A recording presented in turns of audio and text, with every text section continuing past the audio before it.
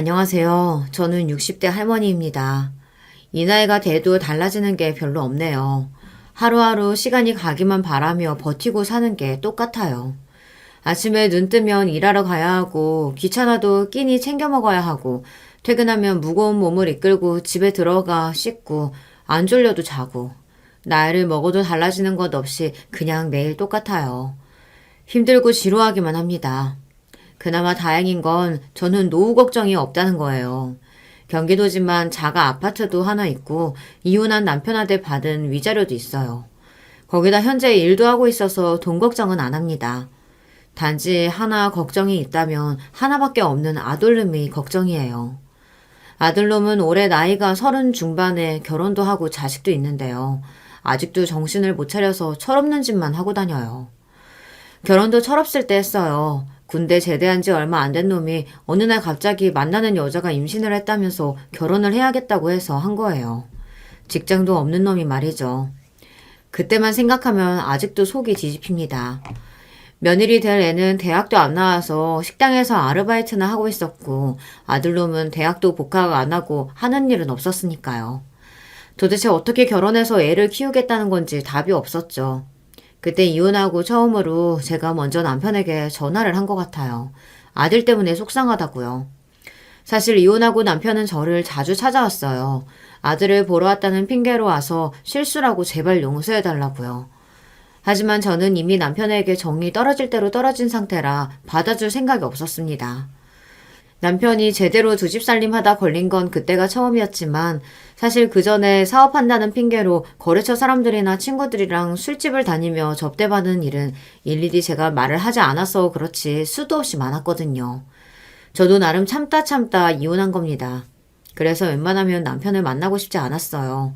남편이 용서해달라는 말이 전혀 진심으로 들리지 않았거든요. 그런데 그때는 이상하게 남편 생각이 절실했습니다. 제가 아들을 잘못 키워서 아들 인생이 이렇게 된 건가 싶은 마음에 자꾸만 자책을 하게 돼 힘들었죠. 누구라도 제 편이 필요했습니다. 그런데 그때 남편에게 연락하길 잘한 것 같아요. 저에게 걱정할 거 없다고 본인이 다 알아서 하겠다고 힘을 실어주더라고요. 사실 남편에게 연락하기 전에 고민하며 이런저런 생각을 하다가 혼자 화도 냈어요. 아들이 남편을 닮아 벌써부터 여자를 좋아하는 건가 싶어 괜히 남편을 원망하게 되더라고요. 그런데 남편과 통화한 이후엔 마음이 괜찮아졌습니다. 남편이 별일 아니라면서 오히려 좋은 일이라고 하는데 왠지 저보다 훨씬 어른 같더라고요. 인정하고 싶진 않지만 든든하기도 하고요. 거기다가 아들 결혼을 본격적으로 준비하다 보니 상견례부터 결혼식까지 애 아빠가 필요한 일이 많더라고요. 그럴 때마다 남편이 알아서 참석해주고 도와주니 고마웠습니다. 더군다나 아들이 갑작스레 결혼을 하게 돼서 준비가 하나도 안 되어 있었는데 남편이 먼저 아들 신혼집은 사주겠다고 해서 한시름 놓았죠. 그전까지는 제 아들 실수로 남의 집 귀한 딸 앞길을 막는 것 같아 사돈댁 볼 낯이 없었는데 그래도 경제적인 부분이나마 남편이 도와줘서 큰 도움이 됐습니다. 단지 문제는 제 아들이랑 며느리예요. 어린 나이에 못 모를 때 부모 도움받아 결혼해서 그런지 애들이 결혼해서 아이를 낳고도 세상 물정이라고는 몰랐어요. 둘 다 나이가 어리고 제대로 된 직장이 없는 상태로 결혼해서 애까지 가졌는데도 아들놈은 직장을 구할 생각을 안 했어요. 그 모습을 보다 답답해서 제가 아들에게 한 소리 했습니다. 너는 이제 처자식이 있는 몸인데 언제까지 그렇게 놀고만 있을 거야. 뭐라도 해서 처자식 먹여 살릴 생각을 해야지. 나라고 놀고만 싶겠어? 취직이 안 되는 걸 어떡해. 엄마 같으면 대학 졸업도 못한 고졸을 누가 써주겠어. 그냥 아버지한테 얘기해서 아버지 회사에 자리 하나 만들어달라고 하면 안 돼? 아니면 가게 하나 내달라고 하든지. 결혼식에 신혼집에 남편 도움으로 호화롭게 시작을 했더니만 이 자식이 자기가 무슨 재벌 2세라도 되는 줄 아는 건지 철딱서니 없는 소리를 했어요. 제대로 된 직장도 다녀본 적 없는 게 아버지 백으로 자리를 만들어달라고 했죠. 말도 안 되는 소리 하고 있네. 너희 아버지 회사 신입사원들 조건이 얼마나 좋은지 몰라서 그래? 대학도 제대로 안 나온 게 자리는 무슨 자리야? 엄마는 쪽팔려서 너희 아버지한테 그런 소리 못해. 마지막 자존심이라는 거 아세요? 남편과 이혼하고 그 집을 나올 때 아들을 데리고 나오면서 저 나름대로 다짐한 게 있습니다. 남편이랑 시댁 식구들 보란 듯이 아들 하나는 번듯하게 키우겠다고요. 그래서 이혼하고 나오자마자 악착같이 공부해서 법률 사무관이 됐습니다. 흔히들 변호사 사무실이나 세무사 사무실에서 일하는 사무관 같은 거요. 변호사나 세무사도 아니고 그 밑에서 비서일 정도 하는 거라 뭐 대단한 일을 하는 건 아니지만 그래도 그때 번 돈으로 아들도 키우고 저축도 하며 열심히 살았어요. 60이 넘은 지금까지 일하고 있기도 하고요. 저 나름대로는 아들 대학까지 잘 졸업시켜 취직까지 시킨 다음 남편 옆에 짜잔하고 보여줄 생각이었는데 아들 녀석이 영 도와주지를 않았습니다. 스스로 먹고 살 생각은 하지도 않고 이제 아예 자기 아버지한테 빌부터 살 생각을 하는 것 같더라고요. 그런 걱정하지 마. 엄마가 못하면 내가 아버지한테 연락할게. 엄마 아빠 이혼하고 몇 년을 아버지 없는 자식으로 자란 내가 불쌍해서라도 아버지는 나한테 다 해줄 거야. 아들놈은 고생을 해본 적이 없어 그런지 부모한테 도움받는 게 당연하다 생각했어요. 거기다가 툭하면 본인이 한참 예민했던 시기에 저랑 남편이 이혼해버려 본인이 너무 힘든 학창시절을 보냈다고 징징거렸어요. 저랑 티격태격 싸울 때도 툭하면 제가 이기적으로 남편이랑 이혼을 해버리는 바람에 자기가 심하게 방황을 했다면서 그래서 공부도 못하고 대학도 좋은 대학을 못 간 거라는 말도 안 되는 핑계를 댔죠. 사실 아들 말이 전부 다 맞는 말은 아니지만 부모로서 미안하기는 해요. 남편이랑 저는 애 중학교 때 이혼을 했어요. 그때만 생각하면 아들에게 미안한 게 아들이 저에게 제발 이혼만 하지 말아달라고 매달리고 말렸습니다. 엄마, 진짜 이혼하려고? 엄마 이혼하면 혼자 어떻게 살려고 그래? 거기다가 아빠한테 나도 데려가겠다고 했다며? 돈도 못 버는 엄마가 나 데려가서 먹여 살릴 수 있어? 우리 그냥 아빠랑 살자. 나 아빠랑 엄마랑 다 같이 살고 싶어. 남편이 바람을 피웠어요. 그것도 새파랗게 어린 비서랑 저 모르게 1년이나 살림을 차리고 살았습니다. 당시에 그 사실을 알게 돼서 저는 반정신이 나간 상태였어요. 오로지 남편과 이혼하고 이 집에서 벗어날 생각만 하고 있었습니다. 아들은 당연히 제가 키우려고 했고요. 남편이 아무리 능력이 있고 아들을 사랑한다고 해도 가정을 깬 장보님에게 아들을 주고 싶지 않았어요. 그런데 그 사실을 아들에게는 차마 말할 수 없었습니다. 같은 남자로서 존경하는 아버지가 그런 짓을 저질렀다는 걸 한참 예민한 시기에 아들에게 알려주고 싶지 않았거든요. 아들에게는 특별한 이유 없이 그냥 남편과 사이가 안 좋아서 이혼하는 거라고만 둘러댔더니 아들은 저를 이해하지 못하고 내내 원망했어요. 결혼하고 가정주부로만 살았던 제가 갑자기 이혼하고 남편과 헤어지면 당장 자기를 어떻게 키울 거냐면서요. 네가 몰라서 그러는데 엄마 이래봬도 19살 때 가장으로 살았던 사람이야. 너 하나 먹여 살리는 건 일도 아니니까 걱정하지 마. 그리고 네 아빠한테 위자료랑 양육비도 잔뜩 받을 거니까 네가 돈 걱정할 일은 없어. 그때까지 부족한 것 없이 여유롭게만 살았던 아이라 그런지 엄마 아빠가 이혼하게 되면 본인이 살았던 환경과 많이 달라질까봐 걱정이 되나 보더라고요. 엄마로서 아들이 한참 사춘기 때였으니 그럴 수 있겠다 싶었습니다. 그래도 난 아빠랑도 살고 싶은데. 아들 마음을 모르는 건 아닙니다. 중학생이라도 아직 아이인데 부모의 이혼을 받아들인다는 게 쉬운 일은 아니죠. 하지만 아무리 자식이 중요하다고 해도 저로서는 바람핀 더러운 남편과는 하루도 같이 살고 싶지 않았어요. 그래서 이혼했습니다. 아들뿐만이 아니라 친정부모님도 형제도 다들 이혼하지 말라고 말렸지만 저는 이혼했습니다. 그때 제 나이 40대 초반이었어요. 그 나이에 남편 없이 어린 아들까지 키우며 혼자 어떻게 사냐고 바람이든 뭐든 그냥 한번 눈 딱 감고 참고 살라고 했습니다. 애를 위해서라도 그냥 참으라고요. 하지만 저는 누가 뭐라고 하든 다 뿌리치고 이혼했어요. 그때까지 살면서 내 마음대로 결정한 게 그 무엇도 없었지만 이혼만은 제가 하고 싶은 대로 결정하고 싶었거든요. 그때는 제가 남편의 바람에 눈이 획 돌아서 배는 게 없었어요. 이혼이라는 게 전혀 무섭지 않았습니다. 돈도 있고 아들도 있는데 뭐가 무섭나 싶었죠. 물론 생각보다 세상이 만만하지는 않았습니다. 이혼하고 나오자마자 뭐라도 해보겠다고 여기저기 이력서를 넣었는데 나이도 많고 마땅한 이력도 없는 저를 어디서도 원하지 않았어요. 쉽게 면접이라도 보러 오라는 연락조차 받지 못했습니다. 그래서 이대로 있다가는 안 되겠다. 공부라도 한 겁니다. 나이가 많아 공부하기엔 이미 늦었다는 생각이 들기도 했지만 당시에 저에게는 그 방법밖에 없었어요. 남편이 달마다 위자료를 보내줘서 아이를 키우는데 큰 어려움은 없었지만 아이가 학교를 졸업하고 나면 그마저도 끝날 텐데 그 이후엔 오로지 엄마인 제 힘만으로만 살아야 하니 안정적인 직장이 저에게도 꼭 필요했죠.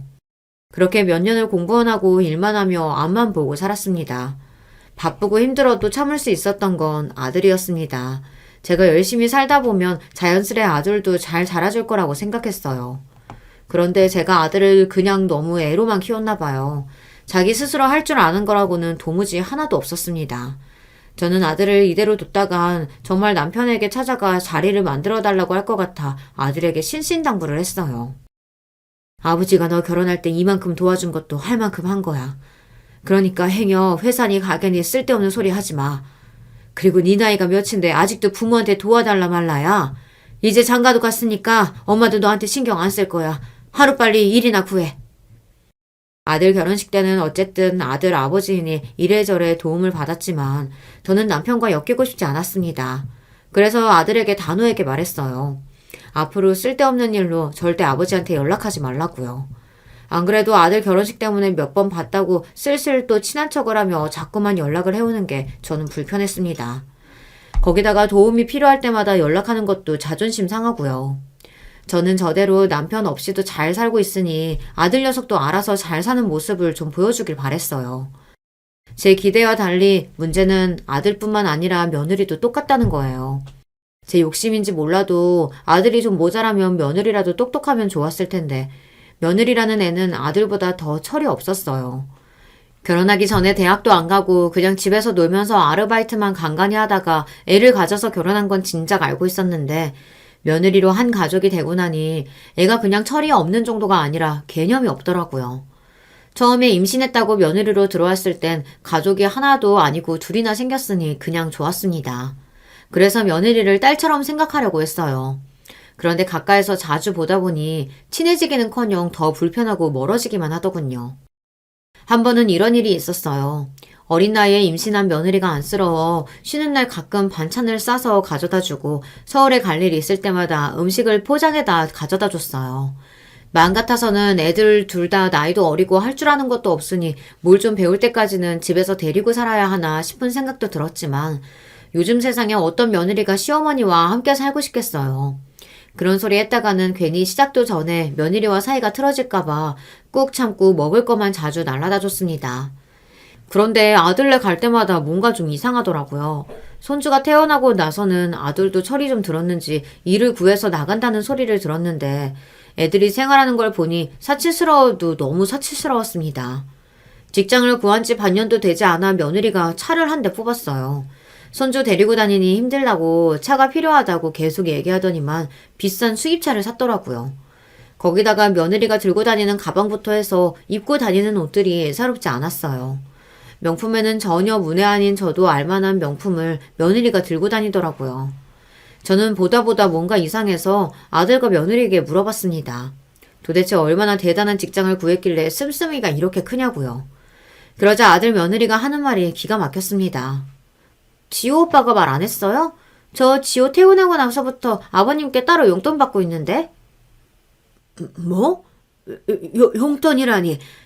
지금까지 너희 나 모르게 네 아빠한테서 돈 받고 있었던 거야?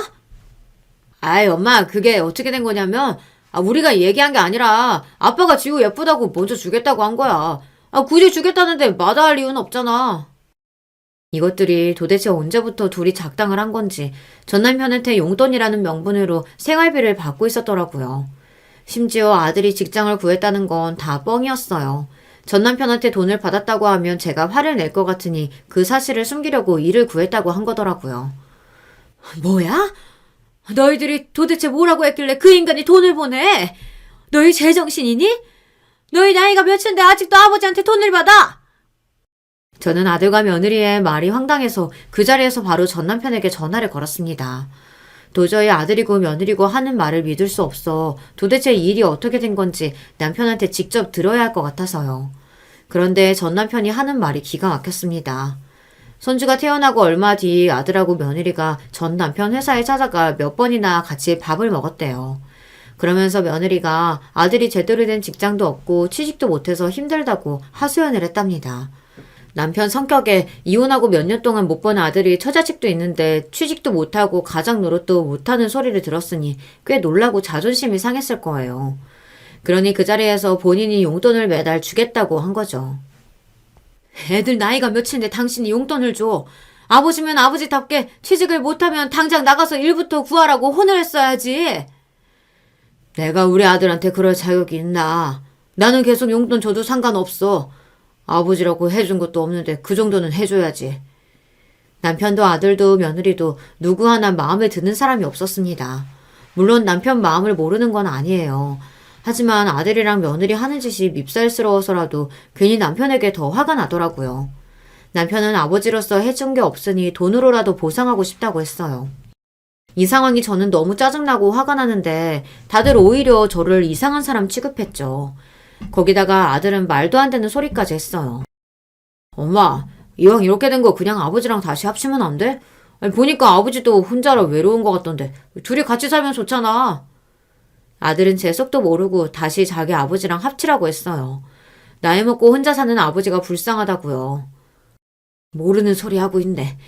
너희 아버지 와이프는 없어도 여자친구는 수두룩해. 괜한 소리 하지 말고 제발 네 앞가림이나 하면서 살아. 제 아들놈이지만 한심해 죽겠습니다. 30이 넘어서도 도대체 엄마 마음이라고는 몰라요. 남편은 저나 아들 앞에서는 자상한 아버지이자 남편처럼 굴지만 변한 게 하나도 없어요.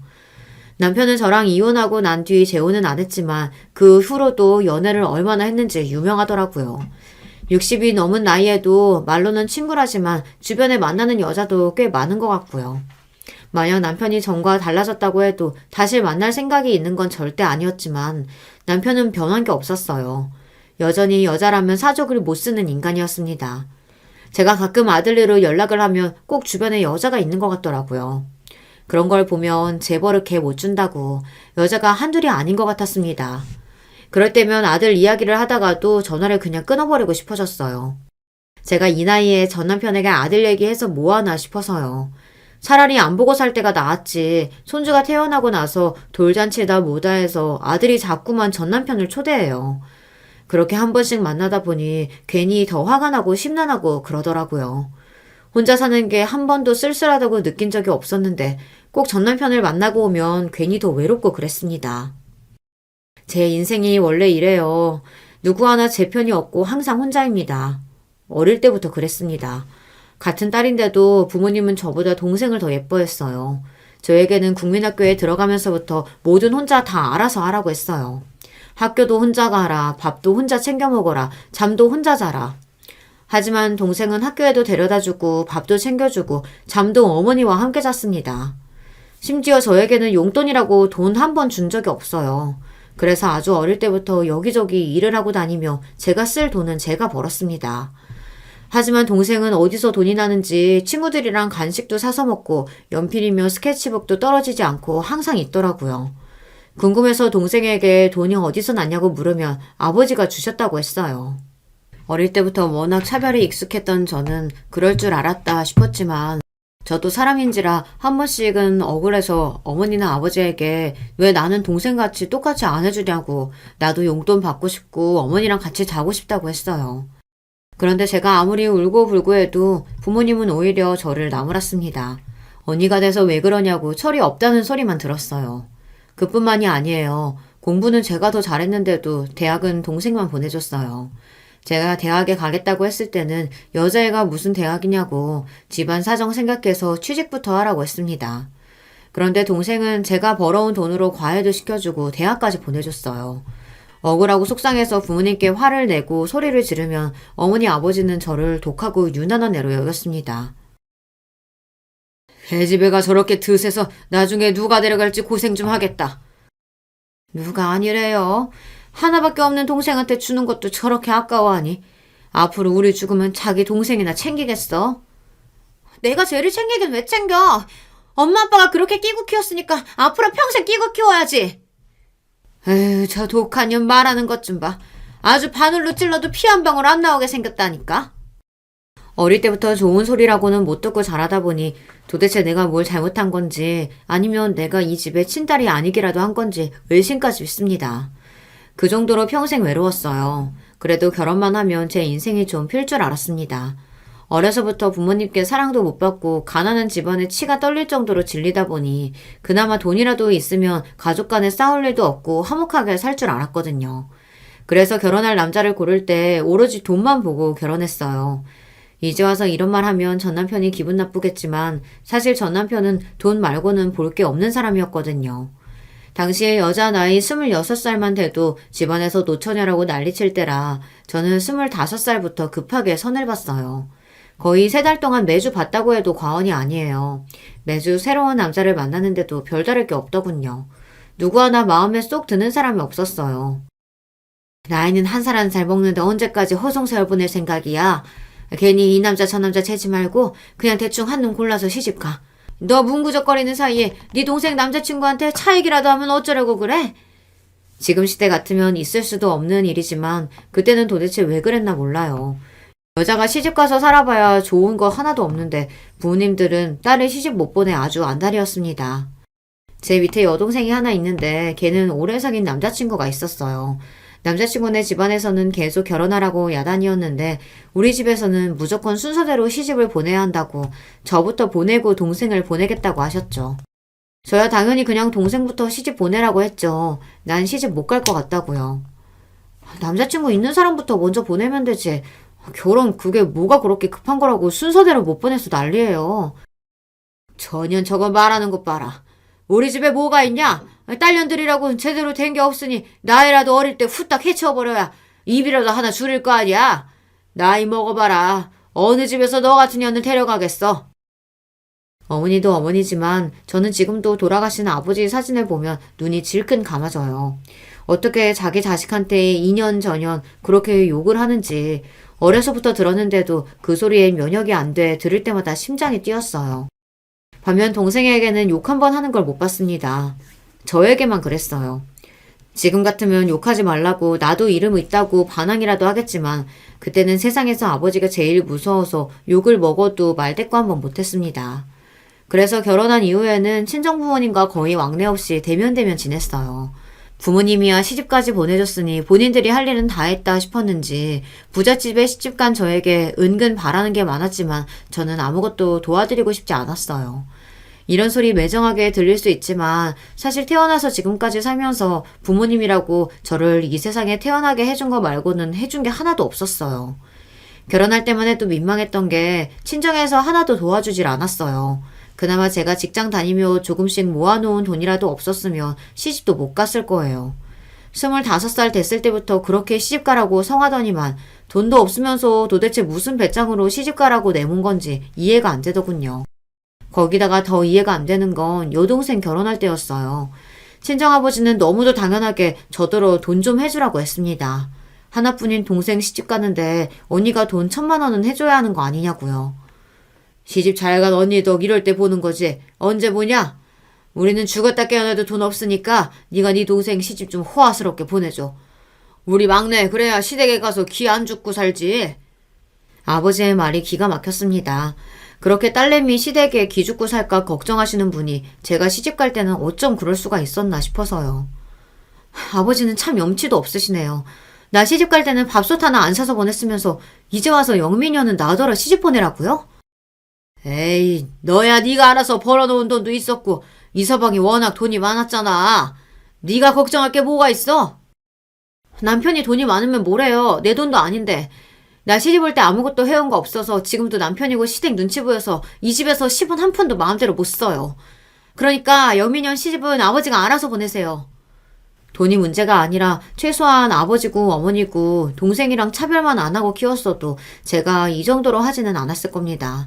지금까지도 돌아가신 부모님을 생각하면 그리운 마음이라고는 조금도 없이 원망스럽기만 합니다. 그 정도로 부모님이 미웠어요. 그래서 남편이랑 결혼한 거예요. 당시에 선본 남자 중에 집안에 돈이 제일 많았거든요. 어차피 결혼할 만큼 좋은 남자도 없는데 이왕 결혼하는 거 돈이라도 많은 남자랑 하자 싶었습니다. 내가 돈이라도 많은 집에 시집가서 살아야 부모님에게 무시 안 당하고 큰 소리 칠 수 있을 것 같아서요. 그러고 보면 그런 불순한 마음으로 결혼해서 벌을 받았나 봐요. 사랑 없이 돈만 보고 시집도 갔더니만 남편에게도 평생 사랑받지 못하고 산 거죠. 대체 제 인생은 왜 이 모양인지 모르겠어요. 지금까지 고생하며 살았어도 이제 자식 장가 보내고 손주도 봤으니 행복하게 살 날만 남은 줄 알았는데 아니더군요. 전생에 나라를 팔아먹고 죽을 죄라도 진 건지 이번 생은 고난이 끝이 없었습니다. 얼마 전 직장에서 건강검진을 하라고 해서 받았는데 좀 이상하게 나왔다고 정밀 검사를 해봐야 한다고 하더라고요. 그때까지만 해도 저는 설마 뭔 일 있겠나 싶어서 주변에 아무한테도 말을 안 했습니다. 괜히 이야기해봐야 신경만 쓰이게 하는 것 같아서요. 그래서 쉬는 날 혼자 병원에 가서 정밀 검사를 하고 왔어요. 그런데 이게 은근 긴장이 되더라고요. 지금까지 60 넘게 살면서 저는 병원에 누구랑 같이 와본 적이 없어요. 결혼 전에도 친정 부모님이라고 살가운 분들이 아니다 보니 같이 병원에 와본 적이 없었고, 이혼한 남편도 결혼 생활 하는 동안 자기 새끼 기저귀도 한번 안 갈아볼 정도로 바쁜 사람이라 임신했을 때도 병원에 같이 가자는 말 한마디 한 적 없었거든요. 평생을 그렇게 살아서 혼자 와도 아무렇지 않을 줄 알았는데 이상하게 긴장되고 가슴이 뛰더라고요. 그런데 이게 저도 모르게 다 직감적으로 알고 있었나 봐요. 앞으로 저에게 닥칠 고난을 말이죠. 글쎄, 제가 위암에 걸렸답니다. 의사 말로는 2기 정도로 보인다는데 바로 치료를 받아야 한다고 입원하라더군요. 수술하려면 이것저것 검사를 받아야 한다고요. 저는 순간 하늘이 노래지는 것만 같았습니다. 지금까지 살면서 감기도 잘 안 걸리고 남들 다 걸린 코로나도 한 번 안 걸리고 잘 지나갔는데 갑자기 암이라뇨. 저는 믿을 수가 없었어요. 그래서 의사 선생님에게 몇 번이나 다시 물었습니다. 제가 진짜 암이 맞냐고요. 암 맞아요. 그래도 다행히 2기 정도면 수술하고 그러면 금방 완치되는 분들도 많으니까 너무 걱정하지 마시고 보호자분께 연락해서 바로 입원 수속 밟으세요. 의사 입에서 보호자한테 연락하라는 말을 듣자마자 저는 혼란스러웠습니다. 제 보호자가 누구인지조차 떠오르지 않아서요. 제 곁에 가족이라고는 아들하고 며느리뿐인데 둘 다 제 보호자라고 하기엔 미덥지가 않았습니다. 그래도 어쩌겠어요. 남편도 없고 아들이라고는 모자란 그놈 하나뿐이니 이야기해야죠. 저는 도저히 떨어지지 않는 발걸음을 애써 움직여 바로 병원 로비에 앉아 아들에게 전화부터 했습니다. 아들이고 며느리고 얼굴을 보면 도저히 입이 떨어질 것 같지 않아 그냥 전화로 말하려고요. 저는 아들에게 건강검진을 한 이야기부터 차근차근 했어요. 아들에게 지나가는 말로 건강검진을 받았다고 했지 결과가 어땠는지는 말도 안 했으니까요. 그러고는 병원에서 위암 2기라는 말을 했다고 했습니다. 그러자 아들 녀석도 놀랐는지 잠깐 말이 없더군요. 그 순간 저도 모르게 눈물이 핑 돌았습니다. 아무리 철이 없어도 자식은 자식이라고 엄마가 암에 걸렸다고 하니 놀라긴 한 것 같아서요. 그런데 이 녀석 하는 말이 기가 막혔습니다. 갑자기 버럭 소리부터 지르더군요. 뭐? 암? 엄마는 그 지경이 될 때까지 왜 병원을 안 갔어? 몸이 이상하면 나한테 말을 해서라도 같이 갔었어야지. 암튼 엄마는 모든 최악이 되고 나서야 나한테 통보하듯 말한다니까. 아들도 놀라고 속상해서 하는 소리라는 건 알지만 좀 서운하더라고요. 암이라는 소리에 가슴이 쿵 내려앉고 제일 혼란스러운 건 난데 왜 그 지경이 될 때까지 몰랐느냐고 화를 내니 기분이 상하더군요. 내가 의사도 아닌데 암인 걸 어떻게 알아? 더군다나 지금까지 어디 하나 아픈 곳도 없었어. 병원에서도 이기면 아무 증상 없었을 거라고 하더라. 암튼 빠른 시일 내에 입원해야 한다고 해서 회사에 말하고 입원할 거니까 그런 줄 알고 있어. 한편으로는 아들에게 위로라도 받고 싶었어요. 병원에 왜 혼자 갔냐, 놀라지 않았느냐, 뭐 이런 말이요. 하지만 아들놈에게 뭘 바라겠어요. 입원하고 수술할 때 병원에나 오면 다행이죠. 간호사 선생님에게 물어보니 입원하고 수술하면 회복하는 데까지 짧아도 꼬박 6개월은 걸릴 거라고 하더라고요. 저는 회사를 그렇게까지 오래 쉴 수는 없으니 회사에 위암 사실을 이야기하고 그만두겠다고 사표를 냈습니다. 감사한 게 제가 근무하는 사무실의 변호사님이 다른 사람 안 뽑고 기다릴 테니 다 회복하고 나오라고 했지만 그럴 수는 없었습니다. 그동안에 이 나이에 직장을 다닐 수 있는 것만으로도 감사하다고 생각했는데 아픈 몸으로 더는 민폐가 될 수 없었으니까요. 그로부터 얼마 뒤 저는 병원에 입원했습니다. 수술하기 전에 검사해야 할 것들이 많다고 해서 일주일을 입원해야 했어요. 병원에서는 보호자가 있어야 한다고 했지만 저는 괜찮다고 하고 혼자 입원했습니다. 아들에게 입원한다는 말은 했어요. 그런데 이 녀석이 빈말이라도 한번 오겠다는 말도 안 하더라고요. 제 얼굴에 침 뱉기이지만 제가 아들놈을 잘못 키워도 한참 잘못 키웠습니다. 며느리도 똑같아요. 자기 남편한테 시어머니 위암이라고 입원한다는 소리를 분명히 들었을 텐데도 그 이후로 전화도 한 통 없었어요. 제 인생이 이렇죠 뭐. 인복이라고는 정말 억울할 정도로 더럽게 없습니다. 그런데 생각지도 못한 일이 벌어졌어요. 병원에 입원해서 누워있는데 글쎄 전 남편이 병원에 찾아왔습니다. 제가 말한 적도 없는데 말이죠. 준혁이 녀석이 걱정되는지 계속 전화 오더라고. 자기는 바빠서 병원에 못 가보는데 당신 혼자 오늘 입원한다고. 간병인도 없이 혼자 입원하면 불편해서 어떡해. 내가 아는 간병인이 있는데 불러줄까? 알고 보니 아들 녀석이 시키지도 않는 짓을 했더군요. 이 녀석이 아직도 자기 아빠랑 내가 재결합할 가능성이 있다고 생각하는 건지 일부러 남편을 병원까지 오게 만든 것 같아요. 도대체 백수 주제에 지가 무슨 할 일이 있어서 바쁘다고 남편한테 바빠서 병원에 못 간다고 했다네요. 간병인은 무슨 고독이 안 되는 것도 아닌데 당신 도움 필요 없으니까 그만 가봐요. 여러 가지 감정이 뒤엉켜서 도저히 전 남편 얼굴을 똑바로 바라볼 수가 없었습니다. 이혼하고 나올 때 혼자서도 알아서 잘 살 수 있다고 당당하게 이야기하고 나왔는데 도무지 뭐하나 남편 앞에 내세울 만한 게 없었어요. 자식 농사도 망한 데다가 하늘도 무심하시지 병까지 얻었으니 서러워서 남편 얼굴을 볼 수가 없었어요. 당신은 자존심 부리는 게 문제야. 우리가 이혼한 지가 20년이 넘었는데 아직도 날 그렇게 미워해야겠어? 그래도 자식까지 낳고 부부로서 한 세월이 있는데 서로 힘들 땐 도와줄 수도 있는 거지. 암튼 가볼 테니까 내 도움 필요하면 언제든 연락해. 수술 날짜 잡히면 연락 주고. 제 볼멘 소리에 남편도 서운했는지 필요한 일 있으면 연락하라는 말을 남기고 돌아섰습니다. 그날 밤 혼자 이불을 뒤집어 쓰고 얼마나 울었는지 몰라요. 외롭고 서러운 것에 이제는 좀 익숙해졌는 줄 알았는데 그날 밤은 유독 외롭고 서럽더라고요. 마치 외딴 섬에 혼자 남겨진 것처럼 쓸쓸했습니다. 그래도 저는 언제나처럼 애써 스스로를 다독였습니다. 인생은 원래 혼자라고, 혼자 왔다가 혼자 가는 거라고. 이번 일도 언제나처럼 혼자 힘으로 해결할 수 있다고 스스로 위로했습니다. 수술 날짜를 잡아놓고 병원을 퇴원했습니다. 저를 담당하는 교수님이 수술이 많아 제일 빠른 시일 내에 수술해도 한 달 후에나 가능하더라고요. 더군다나 수술하기 전에 검사할 것들이 있어서 일주일에 한 번씩은 병원에 가야 하고요. 제가 다니는 병원이 서울 중심감에 있어요. 반면 저는 경기도에 살다 보니 병원을 왔다 갔다 하는 게 보통 일이 아니었습니다. 아무래도 이대로는 힘들 것 같아 제가 퇴원하는 길에 아들에게 연락했어요. 수술할 때까지만 아들네 집에서 병원 다니면 안 되겠냐고요. 그럼 엄마 우리 집에 있으면 되지. 내가 몇 달 전부터 친구들하고 약속한 게 있어서 병원에 한번 제대로 못 가봤네. 엄마도 내 친구 진석이 알지? 그 녀석이 지방에 골프장 차렸다고 오픈식 한다고 놀러오라는데 안 갈 수가 있어야지. 이런 자식이 제 아들입니다. 엄마가 암에 걸려서 병원에 입원했는데 지는 친구가 새로 오픈한 골프장에 놀러 간다네요. 이런 녀석인 걸 모르는 게 아닌데 말해봐야 뭐 하겠어요. 내 속으로 낳은 자식이지만 너는 참 팔자 좋다. 직장 구한다고 하더니만 도대체 언제까지 그렇게 놀고만 있을 거야? 엄마가 지금 당장 죽어도 억울한 게 없는데 나 죽어도 너 정신 못 차리고 살 거 생각하면 속이 탁 막혀서 마음 편히 죽을 수가 없어.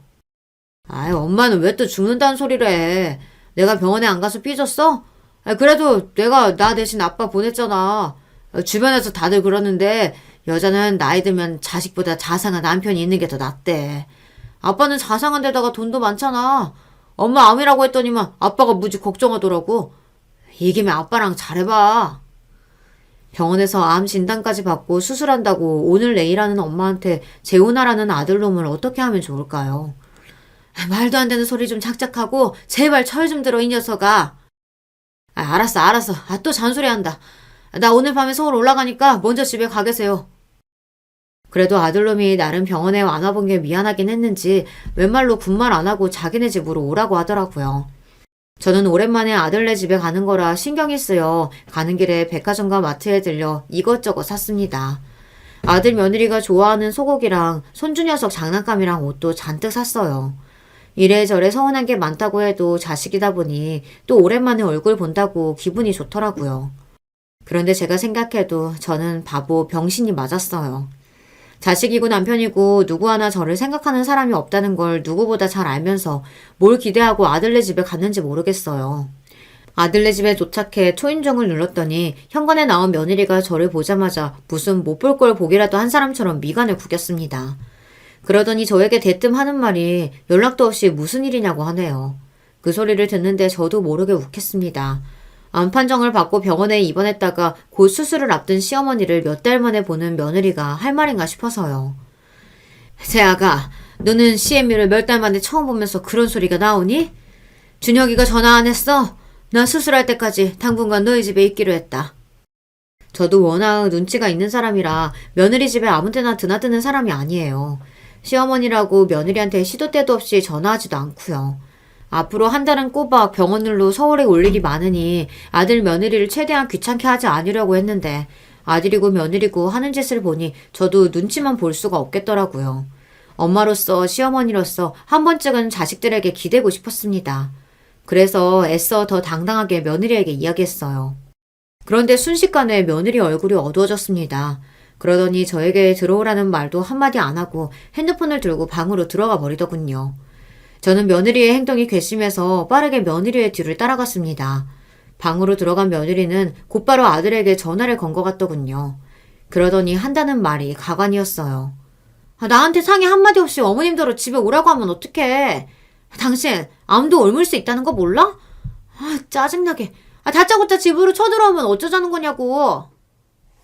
순간 저는 눈이 획 도는 느낌이었어요. 세상에서 내 아들놈이 제일 싸가지가 없는 줄 알았는데 며느리녀는 더한 년이더군요. 이야기는 거기서 끝이 아니었습니다. 아들놈이 뭐라고 며느리에게 했는지 며느리년이 금세 꼬리를 내리더라고요. 어머님 모시고 있으면 아버님이 생활비 더 주신다고 했다고? 당신 그거 진짜야? 뻥 아니지? 아들놈의 새끼가 저를 집에 데리고 있으면서 전 남편에게 생활비를 더 달라고 하려고 했나 보더라고요. 정말이지 제가 제 속으로 낳은 자식이지만 어쩌면 이런 놈을 낳고 미역국을 먹었나 몰라요. 잠시 후 방에서 나온 며느리녀는 금세 말짱해진 얼굴로 뻔뻔하게 저에게 저녁을 먹었냐고 묻더군요. 어머니 식사 안 하셨죠? 어머 배고프시겠다. 애아빠가 오는 길에 햄버거 사온대요. 조금만 기다리세요.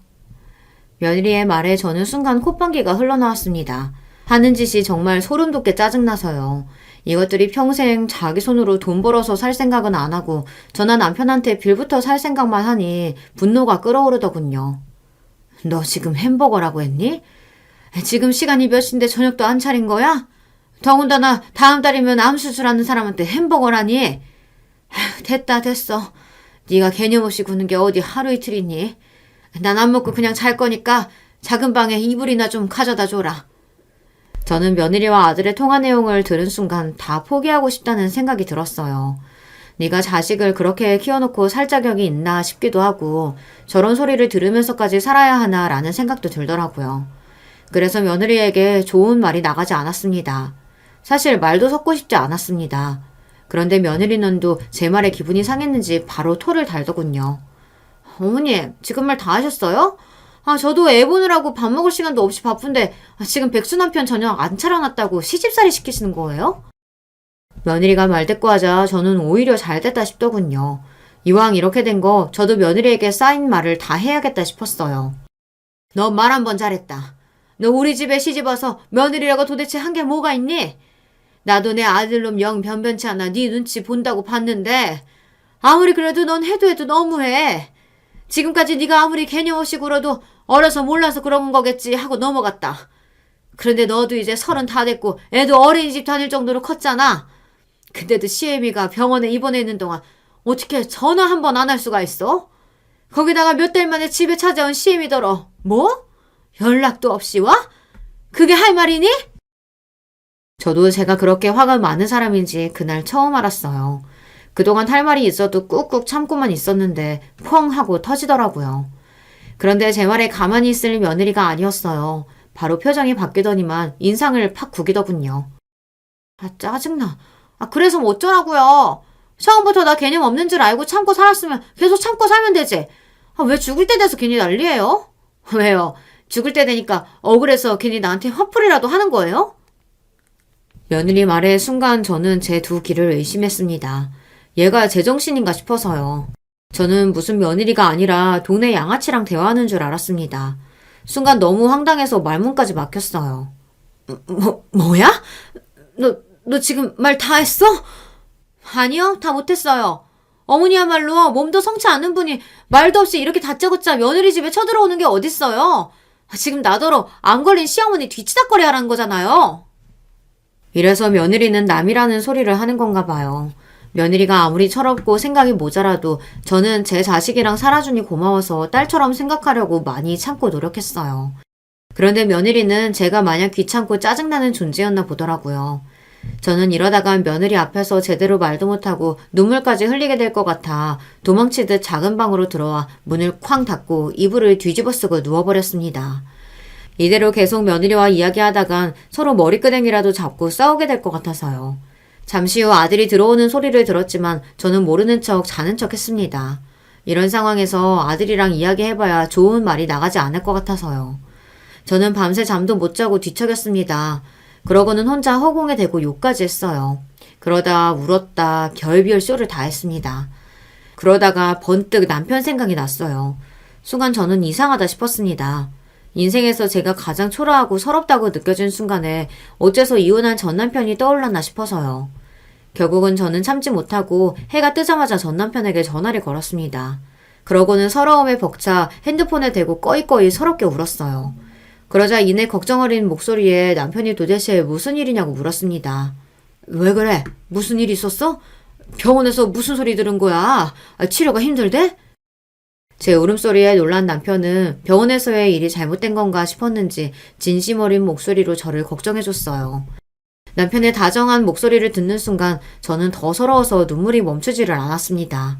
제가 눈물을 그칠 때까지 남편은 조용히 기다려줬어요.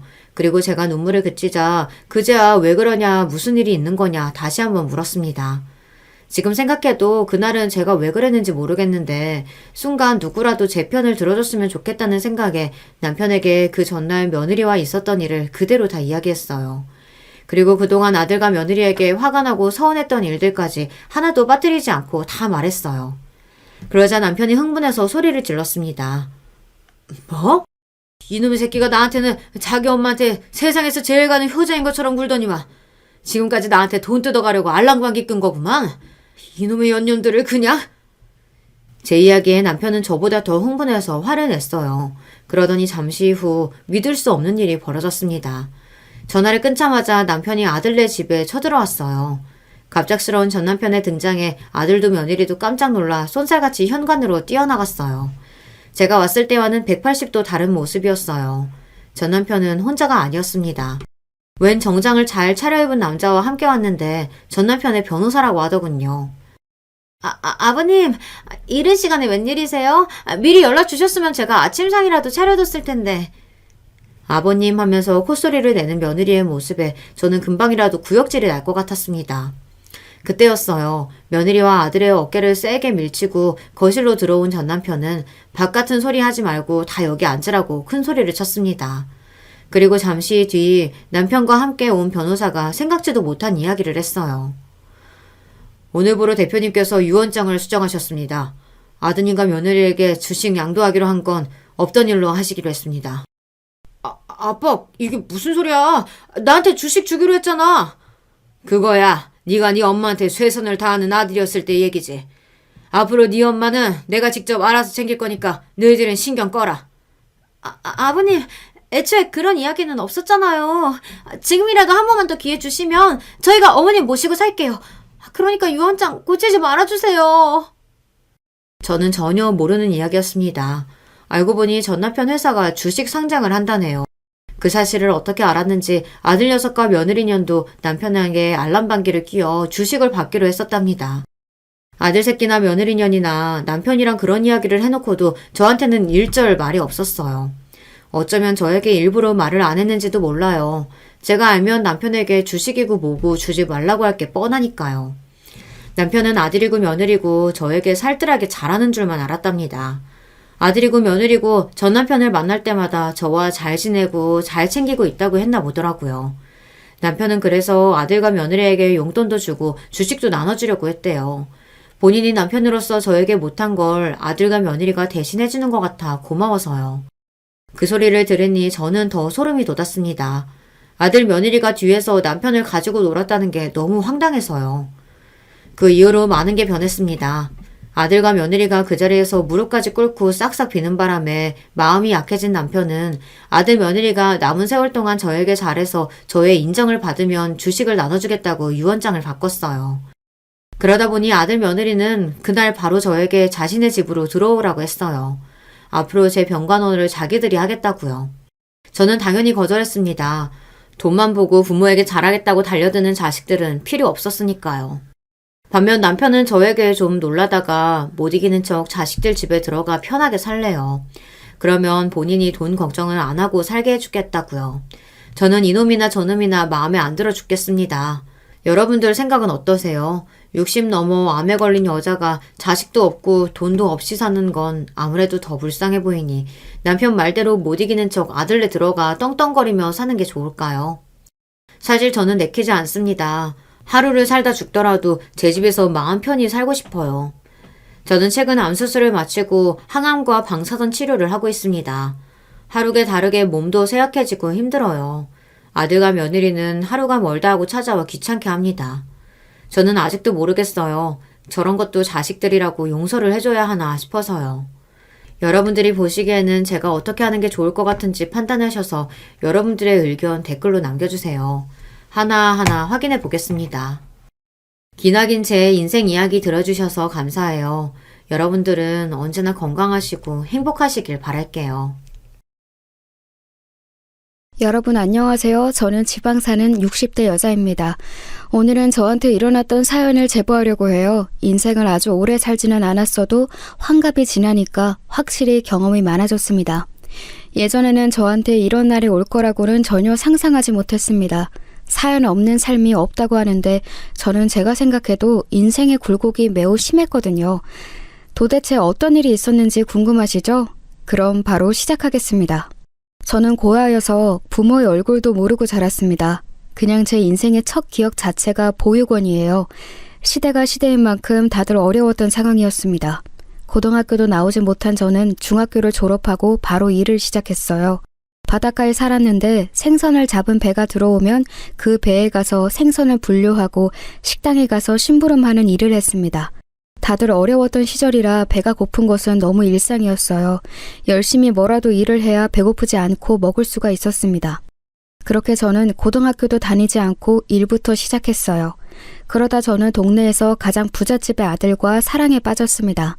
당연히 그 집의 사모님은 저를 너무 싫어했어요. 부모도 없이 학교도 다니지 않은 여자아이를 누가 좋아하겠어요? 사모님은 저만 보면 너무 노골적으로 거지라고 부르며 본인의 아들한테 떨어지라고 하셨습니다. 하지만 사람 마음이 어떻게 딱 없어지나요? 부잣집 아들과 저는 어른들 몰래 밤에 만나면서 사랑을 키웠습니다. 그리고 제가 21살 때 예기치 않는 임신까지 하게 되었어요. 결혼식도 올리지 않았는데 애가 먼저 생기게 되었습니다. 어떡해요? 성철 씨가 분명히 책임진다고 했잖아요. 그런데 저한테 이 동네를 떠나라는 말이 나와요? 사람이 어떻게 그래요? 차라리 저를 데리고 어떻게든 부모님을 설득한다고 해야 맞는 거 아니에요? 순자야, 나도 너랑 결혼해서 살고 싶지. 그런데 현실이 그렇지 않은 것을 어떡하니? 결혼이라는 게 사랑으로 되는 게 전혀 아니야. 우리 집의 사업 때문이라도 미숙이랑 결혼해야 해. 그 대신 내가 내 아이라는 것을 비밀로 하고 동네를 뜨면 주기적으로 찾아갈게. 알겠지? 저를 임신하게 만든 부잣집 아들인 성철 오빠는 제가 임신했다는 소식을 알리자 단번에 저를 배신했습니다. 그전까지는 간이고 쓸개고 다 빼줄 것처럼 행동했었어요. 그런데 임신 소식을 듣자 저한테 오히려 동네를 떠나라고 하더라고요. 그때 제 나이가 너무 어리기도 했고 동네를 떠나면 당장 생계가 너무 불투명했습니다. 그래서 엉엉 울며 매달렸어요. 그러다 나중에는 성철 오빠가 저를 아예 만나주지도 않았습니다. 어렸던 저는 불러오는 배를 보며 탄식했어요. 그러다 성철 오빠의 집으로 가서 애원했습니다. 제가 대문 앞에서 오빠 이름을 부르며 우리 아이는 어떡하냐고 울자 사모님이 금방 나오더라고요. 동네 창피하게 뭐하는 짓이냐고 저에게 물과 소금을 뿌리기 시작하셨습니다. 다시는 눈앞에 띄지 말라고 하셨어요. 너무 속상하고 서러운 마음이 들었습니다. 하지만 저는 굴하지 않고 계속해서 성철 오빠의 아이를 가졌다고 알렸어요. 그러자 동네에 소문이 돌기 시작했습니다. 그리고 제 소문 때문인지 오빠는 원래 결혼하려고 했던 집과 파혼하게 되었어요. 파혼 소식이 들리자 오빠는 저를 찾아와 자기를 다시는 아는 척을 하지 말라고 했습니다. 그리고 사모님은 제가 일하던 곳을 쫓아가 일감을 아예 끊기게 했어요. 동네에서 제일 부자였고 또 워낙 오빠네 집이 엮인 회사가 많았답니다. 그래서 저는 어쩔 수 없이 일자리를 다 잃게 되었어요. 저를 불쌍하게 여긴 분들이 소일거리라도 줬는데 그것마저 발각되면 바로 응징이 돌아갔습니다. 배는 불러오는데 일은 없으니 그동안 모아놓은 돈으로 연명했어요. 하지만 그것도 한계가 있어서 저는 임신했지만 굶는 상황이 발생했습니다. 그래도 예전 일이라 그때는 인심이라는 게 있었거든요. 저를 불쌍하게 여긴 주민들이 몰래 고구마와 말린 생선을 제가 사는 쪽방 앞에 두고 가셨어요. 새벽에 아무도 안 볼 때 주었기 때문에 누가 줬는지는 아직도 모릅니다. 이 자리를 빌려 감사하다고 전하고 싶어요. 아무튼 그렇게 저는 첫째 아이를 낳게 되었습니다. 아이의 성별은 남자아이였어요. 아빠가 누군지 온 동네 사람들이 다 알아도 아이는 아빠를 아빠라고 부를 수도 없는 상황이었습니다. 환영받지 못한 출생이었죠. 출산했다는 소리를 듣고 사모님은 저를 찾아와서 대놓고 말씀하셨어요. 동네를 떠나라. 여기에 돈 줄 테니까 이 돈 가지고 우리가 모르는 곳으로 가서 살아. 제발 우리 성철이 인생 망치지 말고 떠나라고. 알겠어? 너 때문에 우리 아들 앞길 막히면 안 되잖아. 보는 눈이 많아서 몰래 죽일 수도 없고. 아휴. 사모님, 저 이 동네 떠나면 어디서 살아야 할지 몰라요. 제발 그냥 동네에서 죽은 듯이 살 테니까 살게 해주시면 안 될까요? 성철 오빠랑 털끝 하나 스치지 않게 제가 노력할게요. 네? 듣기 싫다. 같은 동네에서 살면 오다 가다 마주칠 거 아니야? 나보고 지금 그런 걸 보고 살라는 거야? 그리고 막말로 우리 아들 애가 아닐 수도 있잖아? 생긴 거 보니까 못생긴 게 딱 너를 닮았잖아. 됐다. 말씨름하기도 싫어. 떠나라.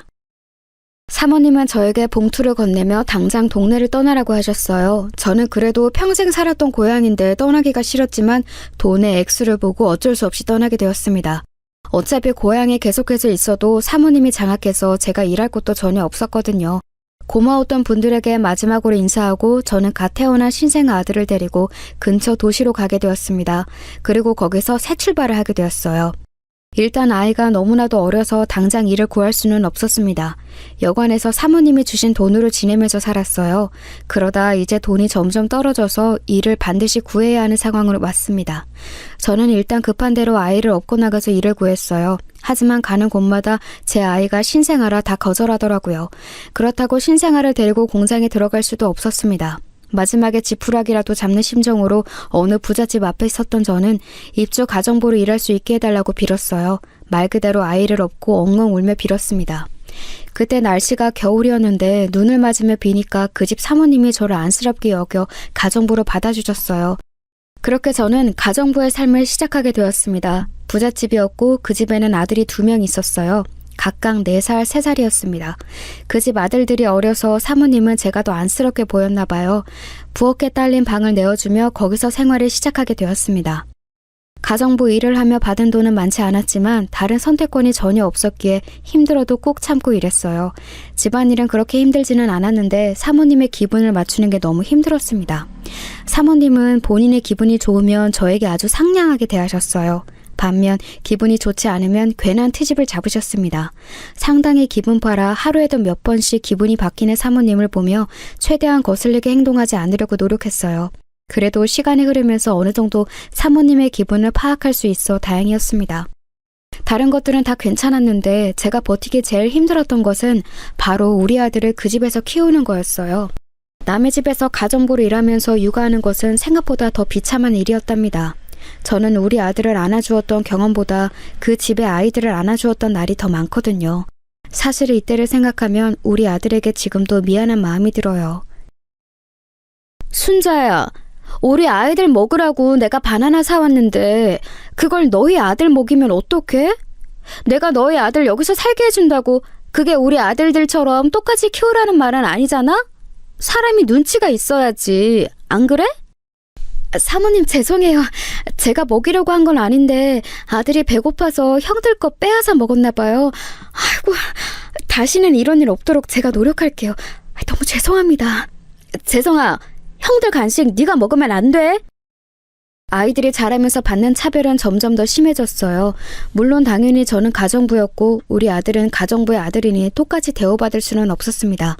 그 사실을 이미 알고 있으면서 막상 남의 집 아들들의 간식은 제 손으로 만들어주면서 내 아들은 먹이지 못할 때는 너무 가슴이 아팠어요. 월급을 받아도 아주 적어서 과자 정도는 사줄 수 있어도 주인집 아들들이 먹는 것처럼 매 끼니 고급 음식을 대접할 수는 없었습니다. 아들이 자기도 형들처럼 맛있는 것을 본인도 먹고 싶다고 울 때는 너무 가슴이 아팠습니다. 그래서 이것과 관련해서 사건도 하나 있었어요. 어느 날 사모님이 본인 아들들을 먹인다고 갈비찜을 하라고 하더라고요. 열심히 시장에 가서 장을 보고 집에 와서 갈비찜을 만들었습니다. 사모님은 갈비는 비싸니까 우리 아들한테 주지 말라고 하셨어요. 저는 속상하고 서운했지만 알겠다고 대답했습니다. 그런데 아들이 냄새를 맡고 갈비찜이 너무 먹고 싶다고 울었어요. 원래는 절대 아들에게 주지 않았는데 그날따라 아들이 너무 심하게 울더라고요. 그때 아들의 나이가 7살이라 한창 먹고 싶은 게 많은 나이이기도 했습니다. 그래서 그걸 몰래 줬는데 하필이면 그걸 사모님에게 걸렸어요. 순자야, 너 지금 장난하니? 내가 몇 번을 말해, 어? 고기처럼 비싼 음식은 우리 아들들만 먹을 수 있다고. 이럴 거면 너 그냥 나가. 나가라고. 내 집에서 당장 나가. 사모님, 죄송해요. 아이가 너무 배고프다 해서 저도 어쩔 수 없이 그랬어요. 한 번만 봐주시면 안 될까요? 네? 제발요. 제가 진짜 다시는 제 성에 부엌에 못 오게 할게요. 사모님은 제가 아들에게 갈비찜을 먹이는 것을 보고 크게 화를 내셨어요. 그러면서 저를 진심으로 내쫓으려 하셨습니다. 결국 저는 엉엉 울며 무릎까지 꿇고 빌었고 겨우 용서를 받게 되었어요. 그때부터 저는 적은 월급이어도 기를 쓰고 모으기 시작했습니다. 그 전까지는 아이한테 주인집 아들들의 반이라도 따라가라고 많이 썼거든요. 그 이후에 아이들이 다 학교에 입학하고는 더 상황이 심각해졌습니다. 주인집 아이들이 크면서 우리 아들을 많이 괴롭혔어요. 우리 아들이 제게 울면서 형들이 괴롭힌다고 할 때는 너무 마음이 아팠습니다. 하지만 그렇다고 주인집 아들들을 혼낼 수도 없었으니 제 속이 말이 아니었어요. 시간이 흐르면서 아들은 더 고통스러워했어요. 주인집 아들들도 그렇지만 학교에 갔더니 놀림을 많이 당해서 힘들어했습니다. 그래서 저는 아들이 더 상처받기 전에 그 부잣집을 나오게 되었어요. 제가 일하는 것에 비해 돈을 매우 적게 받아서 사모님은 막상 나간다고 하니까 저를 붙잡았습니다. 하지만 저는 흔들리지 않았어요. 그리고 모은 돈으로 다시 새로운 지역으로 가려고 했습니다. 그런데 순간 머릿속에 우리 아들의 아빠인 성철 오빠가 떠올랐어요. 저는 이렇게 비참하게 사는데 성철 오빠는 어떻게 살고 있는지 궁금하더라고요. 그래서 아들의 손을 잡고 본격적으로 다른 지역에 가기 전에 고향에 들렀습니다. 오랜만에 간 고향은 바뀐 게 전혀 없었어요. 너무 그대로라 오히려 놀랄 지경이었습니다. 성철 오빠의 집은 여전히 으리으리했어요. 문 앞에서 아들의 손을 잡고 쳐다보는데 순간 대문이 열리고 성철 오빠가 나왔습니다. 오빠의 옆에는 아내로 보이는 사람과 자식으로 보이는 남자아이와 여자아이 1명씩 총 2명이 있었어요. 오빠는 너무나도 행복해 보이는 웃음을 짓고 있었습니다. 아내와 다정하게 차를 타고 이동하는 모습을 한참 동안 지켜봤어요. 아들이 옆에서 제게 누구냐고 물어도 저는 대답할 수가 없었습니다. 대신 속으로 반드시 성공해야겠다고 생각했어요. 임신하고 출산해서 아이가 10살이 될 때까지 겪은 일만 나열해도 이 정도였답니다. 물론 그때는 이후에 일어난 일이 더 파란만장할지는 전혀 예상하지 못했어요. 그렇게 성철 오빠가 너무 제 생각보다 잘 지내는 것을 두 눈으로 목격하고 바로 아들의 손을 잡고 고향을 떠났습니다. 오랜만에 간 고향이라 아는 분들과 인사라도 할까 했지만 일부러 그러지 않았어요. 나중에 성공하면 그때 당당하게 와야겠다고 생각했습니다. 그리고 저는 무작정 아들과 함께 서울로 올라왔어요. 서울에 있는 달동네에서도 가장 꼭대기에 있는 허름한 쪽방 하나를 얻었습니다. 그리고 바로 일자리를 알아보았어요. 가정부로 일하면 아들이 상처받으니까 제일 먼저 제외하고 구했습니다. 아들도 어느 정도 커서 식당에서 바로 일을 시작했어요. 마침 집 근처에 시장이 있었거든요. 그 시장에 국밥집이 있었는데 거기서 일하게 되었습니다. 국밥집이라 영업시간이 아침 새벽부터 시작했기 때문에 아들이 등교하기 전에 출근했어요. 쉬는 날은 오로지 일요일 하루였습니다. 저는 어차피 친정도 없었고 가족이라고는 아들뿐이라 괜찮았었어요. 아들과 오랜 시간을 보내지 못해 그게 아쉬울 뿐이었습니다. 재성이 어머님 오셨어요? 어쩜 재성이는 성실하고 착하고 공부까지 잘하는지 몰라요. 제가 가만히 보고만 있어도 뿌듯해요. 이대로만 간다면 분명히 좋은 결과를 받을 수 있을 거예요. 재성이는 운동도 잘해서 교우 관계도 아주 좋거든요. 어머님이 참 뿌듯하시겠어요. 사정을 들어보니까 아빠가 없다는데 어떻게 이렇게 올바르게 키우셨어요? 저는 우리 아들에게 해준 것이 아무것도 없어요. 재성이는 진짜 자기 혼자 컸어요. 공부를 잘한다고 하니까 저는 그게 더 놀라워요. 선생님이 잘 지도해 주신 덕분이죠. 우리 재성이 좋게 봐주셔서 감사합니다. 저는 새벽부터 새벽까지 집에서 보다 가게에서 더 많은 시간을 보냈어요. 그래서 아들에게 아직도 미안한 게 공부 관련해서 전혀 도움을 준 적이 없습니다. 남들은 다 받는다던 과외도 돈이 없어 해주지 못했어요. 그 흔한 보습학원도 보낼 돈이 없었습니다. 당장 월세와 식비를 지출하면 남는 돈이 별로 없었거든요. 이런 상황에서도 아들은 혼자 공부를 열심히 했습니다. 학부모 상담하러 학교에 가면 선생님들이 늘 좋은 말씀을 해주셨어요. 학창시절에 한 번도 아들 때문에 속을 썩인 적이 없답니다. 늘 가면 기분 좋은 맘만 들어서 상담이 오히려 기다려질 정도였어요. 아들은 이렇게 제 속을 썩이지 않고 대학을 가게 되었습니다. 우리 집 형편이 안 좋아서 등록금이 진짜 걱정됐는데 다행히 아들은 장학금을 받고 대학에 가게 되었어요. 기특한 아들은 대학에 가서 본인이 과외로 돈을 벌며 생활비를 보태주었습니다. 저는 아들에게 해준 것도 없는데 아들이 저한테 용돈을 주니까 너무 미안했어요. 항상 미안하다고 했더니 아들은 그럴 때마다 웃으면서 본인 키우느라 고생했다고 하더라고요. 아들은 법학과에 진학해서 변호사가 되는 것이 꿈이었습니다. 저는 아버지도 없이 본인의 존재를 부정당하며 자란 아들이 안쓰러웠어요. 물론 아들은 자세한 상황은 알지 못합니다. 제가 아들이 아빠에 관해 물으면 한 번도 얘기를 꺼낸 적이 없어요. 아빠 없이 자라면서 어릴 때는 남의 집에서 살게 시켜 미안하고 또 미안했습니다. 그런데 아들은 한 번도 저를 원망한 적이 없어요. 아들이 변호사가 되기 위해 군대를 다녀오고 본격적으로 공부할 때 옆에 여자친구가 있었습니다. 그 친구는 우리 아들이 군대에 갔을 때도 기다려준 친구였어요. 저도 자연스럽게 알게 되었는데 텔레비전에 나오는 연예인들처럼 예쁜 여자였습니다. 우리 아들하고 만나는 게 어찌나 보기 좋았는지 몰라요. 그리고 아들이 변호사를 준비하며 공부할 때도 옆에서 얼마나 지극정성으로 해줬는지 모릅니다. 저는 일하느라 바빠서 아들이 공부하는 것을 알면서도 제대로 챙겨주지 못했거든요. 그런데 그 여자친구는 우리 아들을 따라다니며 맛있는 도시락도 싸주고 심지어 옷까지 사입혔어요. 하고 다니는 거나 아들을 통해 들은 얘기로는 여자친구가 꽤 사는 집안의 딸인 것 같았습니다. 그렇게 아들은 몇 년의 공부 끝에 결국 변호사가 되었어요. 엄마, 나 변호사 됐으니까 이제 결혼할래요. 나 군대 갔을 때부터 기다려줬던 주연이랑 평생을 함께하고 싶어요. 엄마도 몇 번 봐서 알 텐데 예쁘고 착하잖아요. 이런 여자라면 나 평생 행복하게 살 수 있을 것 같아요. 그래? 엄마는 너무 좋아. 다만 우리 집이 형편이 안 좋아서 너희 결혼하는데 많은 돈을 주지 못해서 그게 너무 미안하다. 주연이 집에서는 뭐래? 괜찮다고 하셨어? 엄마는 언제든지 환영이야. 사실 주연이네 집이 되게 잘 살잖아요. 부모님이 교수라서 돈이 부족한 집은 절대 아니에요. 그런데 제 사정을 듣더니 어려운 환경에서 열심히 살았다고 오히려 좋으시대요. 결혼 관련해서 드는 비용은 다 본인들이 알아서 하신다고 하셨어요. 엄마는 걱정하지 마세요. 아들은 변호사가 되고 바로 만나던 여자친구와 결혼을 준비하게 되었어요. 저도 이미 몇 번 봐서 아는데 참 착하고 예의 바른 아가씨였거든요. 그런데 여러분도 아시겠지만 결혼은 사랑으로 되는 게 아니잖아요. 아들이 아무리 직업이 변호사라도 제가 전혀 능력이 없으니 현실적으로 걱정을 많이 했습니다.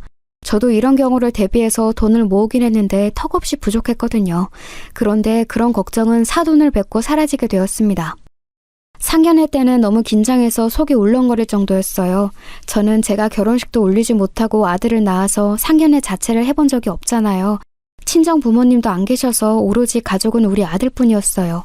형제가 있는 것도 아니었고 고향에서 떠나서 지역을 여러 번 옮겨서 아는 사람도 없었죠. 반면 사돈은 두 분이 다 대학 교수였습니다. 어쩐지 아들의 여자친구를 보면 자라면서 고민을 전혀 해본 적이 없어 보였어요. 해맑고 사랑받고 자란 게 눈에 띄는 친구였습니다. 아무튼 그렇게 상견례를 하러 갔는데 저는 초라해 보일까봐 걱정을 많이 했었어요. 아들이 그걸 알고 저를 백화점에 데려가서 머리부터 발끝까지 꾸며줬는데도 스스로가 작아 보이더라고요.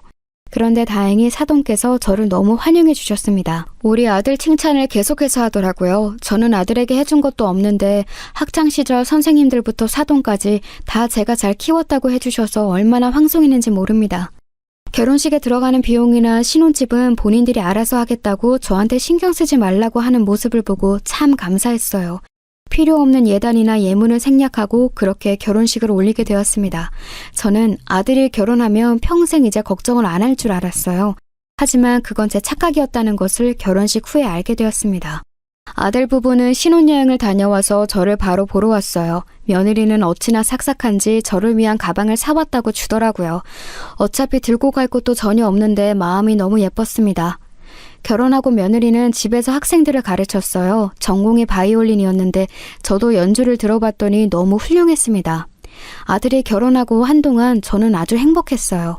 왜냐하면 며느리가 딸처럼 저를 데리고 여기저기 놀러 다녔거든요.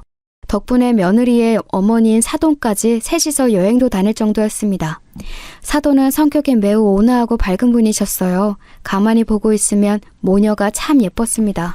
성격이 매주 좋은 며느리 덕분에 제주도로 같이 셋이서만 여행을 다녀온 적도 있어요. 며느리는 중간에서 본인 엄마도 챙기고 저도 챙길 정도로 성격이 좋았습니다. 딸이 없던 저에게 며느리는 딸이 되어주었고 또 친구가 전혀 없는 저에게 사돈은 제 친구였어요. 이렇게 평생 늙어갈 수만 있다면 얼마나 좋을까 생각하게 되었습니다. 하지만 그것도 겨우 1년이 지나자 그럴 수가 없었어요. 왜냐하면 사돈이 암에 걸려 투병하게 되었거든요. 세아가, 내가 사돈 돌볼 테니까 가서 너 할 일 해라, 응? 나는 어차피 이제 몸도 안 좋아서 식당에 나가지도 못하잖아. 사돈 돌보면서 같이 말동무도 하고 안 심심해서 좋아. 그러니까 걱정하지 말고 가서 레슨하렴. 네가 네 인생을 살아야 사돈도 더 행복해 하셔. 어머니, 진짜 제가 너무 죄송하고 또 죄송해요. 우리 엄마를 이렇게 옆에서 간호해 주는 게 우리 시어머니라니 저를 믿기지 않아요. 이 은혜 절대 잊지 않을게요. 우리 엄마 잘 부탁드려요. 이따 저녁에 남편하고 다시 들릴게요. 사돈은 갑작스럽게 쓰러져서 병원에 갔더니 위암이라는 소리를 들었어요. 그리고 점점 상태가 안 좋아지면서 투병 생활을 시작하게 되었습니다. 저는 그때 평생 일해서 몸이 좋지 않았거든요. 그래서 식당 일도 관두고 집에서 할 일이 없으니 사돈 병간호를 자처했습니다. 며느리는 제가 사돈을 간호하자 고마워했어요. 사돈도 아픈 와중에 저에게 고맙다고 계속 말씀하셨습니다. 병간호라는 게 쉬운 일은 전혀 아니지만 그래도 저는 힘들지 않았어요. 워낙 인품이 좋은 사람이라 옆에서 말동무만 해도 시간 가는 줄 몰랐거든요. 그렇게 3년의 투병 끝에 사돈은 하늘로 가게 되었습니다. 그때 며느리가 너무 많이 슬퍼했어요. 저는 평생 엄마랑 아빠가 없어서 며느리의 마음을 다 이해하지는 못했습니다. 하지만 너무 슬퍼하는 며느리를 보니 저도 눈물이 나오더라고요. 그렇게 같이 울면서 힘든 시기를 버텨냈습니다. 사실 사돈이 돌아가시기 전에 저에게 따로 말한 게 있어요. 바로 며느리를 부탁한다는 말씀이셨습니다. 염치 없지만 본인 딸이 너무 걱정된다고 하셨어요. 다른 것은 전혀 문제가 되지 않지만 딸 걱정에 편히 눈을 감을 수가 없다고 하셨습니다. 그래서 저는 아들을 데리고 와서 사돈 앞에서 말했어요. 우리가 무슨 일이 있어도 따님을 지켜주겠다고 했더니 그제야 편안한 미소를 지으셨습니다. 저는 이미 그때는 며느리가 제 딸이라고 생각했기 때문에 진심으로 한 말이었어요. 며느리는 본인 엄마가 돌아가시자 저에게 더 잘했습니다. 원래도 저한테 먼저 연락하고 찾아왔는데 사돈이 하늘로 가고 저를 엄마라고 생각하는지 더 가까워졌어요. 아들이 결혼하고 딸이 생긴 기분이라 얼마나 좋았는지 모릅니다. 다만 한 가지 문제가 있었어요. 그건 바로 며느리 임신 문제였습니다. 알고 봤더니 며느리는 선천적으로 자궁이 좋지 못했어요. 그래서 임신에 무리가 있었습니다. 결혼하고 소식이 전혀 없었지만 제가 직접적으로 묻지는 않았거든요. 어차피 사돈이 투병하고 있어서 임신이 문제가 아니기도 했고요. 그런데 사돈이 하늘로 가고 며느리가 저에게 슬쩍 말하더라고요. 이제 남편하고 같이 병원에 다니기로 했어요. 병원 가서 검사했더니 자연적으로 임신하는 것은 저한테 무리래요. 아직 나이가 많은 편은 아니라서 일단 시험관으로 해보기로 했어요. 엄마 돌아가시고 나니까 아이에 관한 욕망이 더 생겼어요. 그래서 남편하고 꾸준히 준비해 보려고요. 어머니, 우리 부부를 위해 기도해 주세요. 당연하지, 아가. 나는 항상 너희 부부가 행복하길 바라고 있어. 임신이 어렵지만 꾸준히 노력하면 반드시 아기가 찾아올 거야. 너무 스트레스 받지 말고 행복하게 지내, 응? 무슨 힘든 일이 있으면 다 나한테 말하고. 아가, 네 건강이 더 우선이야. 며느리는 시험관도 제가 알기로 몇 번을 실패했어요. 한 번에 되면 얼마나 좋을까 생각했는데 그런 일은 일어나지 않았습니다. 물론 저는 아들 부부에게 아이에 관한 얘기를 한 번도 먼저 꺼낸 적이 없어요. 제가 가볍게 물어봤다가 그게 상처가 될 수도 있으니까요. 제가 비교적 쉽게 그리고 예상하지 못한 채로 아들을 임신해서 저는 임신이 어려운 줄 몰랐습니다. 그런데 생각보다 임신하는 게 어렵다는 것을 며느리를 보고 알게 되었어요. 며느리는 임신을 너무 원해서 그런지 오히려 임신이 어려웠습니다. 용하다는 무당도 찾아가고 부적도 써봤어요. 전국에서 유명하다고 하는 한의원에 가서 한약까지 먹었습니다. 그런데도 임신이 되지 않더라고요. 저는 며느리가 꼭 손주를 낳지 않아도 괜찮았는데 본인이 아이를 너무 원하니까 옆에서 지켜보는 것이 굉장히 안쓰러웠습니다. 그러다 어느 순간 기적적으로 임신이 되었어요. 임신했다는 소식에 얼마나 기뻤는지 모릅니다. 그때부터 저는 태교에 좋다는 음식을 수소문해서 엄마처럼 챙겨주었어요. 며느리도 일하던 것도 쉬고 오로지 태교에 집중했습니다. 아들한테도 무조건 일보다 다른 것보다 아내가 우선이라고 말해두었어요. 그렇게 온 가족이 아이 태교에 집중했는데 원래 임신은 초기가 제일 위험한 거 아시나요? 며느리는 갑작스럽게 유산을 하게 되었습니다. 차라리 어디 넘어졌거나 다쳐서 유산한 거면 그 탓이라도 할 텐데 이유도 모른 채로 유산하게 되었어요. 되게 힘들게 가진 아이라 며느리는 충격이 매우 커 보였습니다. 아이를 유산하고 며느리는 집에서 본인 방에서 나오지 않았어요. 먹지도 않고 움직이지도 않고 침대에만 누워 있었습니다. 멍하게 벽을 바라보는 날도 많았어요. 저는 그런 며느리를 지켜보는 게 너무 힘들었습니다. 아가, 새아가, 내가 전복 넣어서 죽을 만들었는데 조금 먹어봐, 응? 먹고 기운 차리자. 아기는 다시 찾아올 수 있어. 엄마가 건강해야 아기도 기쁜 마음으로 너한테 오지. 안 그러니? 우리 새아가 하늘에서 사돈이 보고 계실 거야. 이러고 있으면 얼마나 마음이 아프겠니? 자, 해봐. 먹자. 어머니, 저 너무 힘들어요. 하늘에 있는 우리 엄마도 너무 보고 싶고 세상에 태어나지도 못하고 죽은 우리 아이가 불쌍해요. 아이를 가지는 게 이렇게 힘들 줄은 전혀 몰랐어요. 어떡해요. 너무 힘들어요. 며느리는 저를 붙잡고 매일 울기 시작했어요. 저는 그런 며느리를 이미 딸이라고 생각했기 때문에 가슴이 너무 아팠습니다. 그런 며느리를 옆에서 끼니마다 챙겨주고 말동무도 해주고 자연스럽게 우리 집보다 아들 집에서 머무르는 시간이 늘어났어요. 그런 생활을 1년 정도 하니까 며느리는 아예 저보고 들어와서 같이 살자고 하더라고요. 어차피 그때는 우리 집에서 보내는 기간보다 아들 집에서 지내는 시간이 더 많아 좋았습니다. 아들 부부와 함께 살게 된 저는 최대한 거슬리지 않게 행동했어요. 새벽부터 일어나서 집안일을 하고 며느리 입맛에 맞는 요리도 만들어 주었습니다.